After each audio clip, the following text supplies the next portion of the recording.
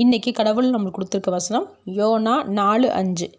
பின்பு யோனா நகரத்திலிருந்து புறப்பட்டு நகரத்துக்கு கிழக்கே போய் அங்கே தனக்கு ஒரு குடிசையை போட்டு நகரத்துக்கு சம்பவிக்கப் போகிறதை தான் பார்க்கும் மட்டும் அதன் கீழ் நிழலில் உட்கார்ந்திருந்தான். இந்த வசனத்தை கொண்டு கடவுள் நம்மகிட்ட என்ன சொல்கிறத பார்ப்போம். யோனா நினிவே நாடு எப்படி அழிய போகுதுன்றதை பார்ப்போம்னு ஒரு குடிசையை போட்டு உட்காந்துட்டான். ஏன்னா அவனை நினிவேக்கு போய் எல்லாரும் தப்பு பண்ணுறதுனால தேவன் உங்களை அழிக்க போகிறாரு அப்படின்றத சொன்னார்ன்றதை சொல்லிட்டான். ஆனால் கடவுள் என்ன செஞ்சார், நினிவேல உள்ள மக்கள் தங்களோட தப்புகளை திருத்திக்கிட்டதுனால தேவன் அவங்கள அழிக்கலை. இதை பார்த்த யோனாவுக்கு கோபம் வருது. நான் தர்ஷீஸுக்கு தானே போனேன், நீங்கள் சொல்லி தானே நினிவே நாட்டு அழிய போகுதுன்னு சொல்லி சொன்னேன். ஆனால் நீங்கள் இந்த மக்கள் மேலே மனஸ்தாபப்பட்டு மன்னிக்கிறீங்க. இப்போ நான் பொய் சொன்ன மாதிரி ஆகிருச்சேன்னு நினைக்கிறான், கோவப்படுறான். அப்போ கடவுள் ஒரு ஆமணக்கு செடியை உடனே முளைக்க பண்ணி அதை உடனே அழிவும் பண்ணி யோனாவுக்கு புத்தி போட்டுறாரு.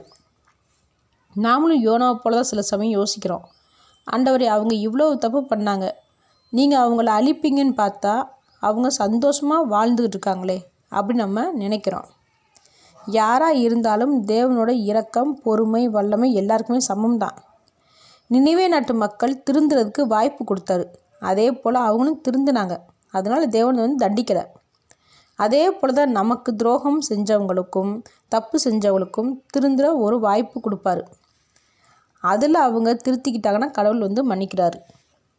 தேவன் சொல்கிற வார்த்தை, நீ சாகிறதை நான் விரும்பவில்லை, மனம் திரும்புதலை தான் நான் விரும்புகிறேன்னு சொல்லியிருப்பார்.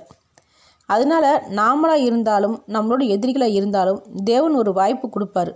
அதை பயன்படுத்தி கொள்ளும்போது தேவன் எல்லாரையும் மன்னிப்பார். அவர் கொடுக்குற வாய்ப்பை தவற விட்டோம்னா தேவன் யாராக இருந்தாலும் தண்டிப்பார். ஆமேன்.